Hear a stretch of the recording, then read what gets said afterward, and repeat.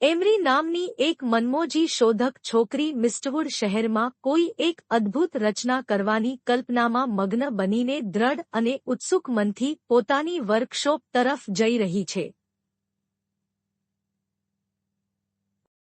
Emery ઊંડા ચિંતન સાથે તેની વેરવિખેરી વર્કશોપમાં કામમાં લાગી જાય છે. ચમકતા સાધનોની વચ્ચે આનંદભેર ક્લાઉડ શેપર બનાવતી વખતે એના ચહેરા પર ઉત્સાહ અને વિશ્વાસ ચમકે છે. વર્કશોપમાં જેવી તેણે સ્વિચ ઓન કરી કે તરત જ એની એક રમૂજી વાદળી બન્નીની રચના જીવંત થઈ જાય છે.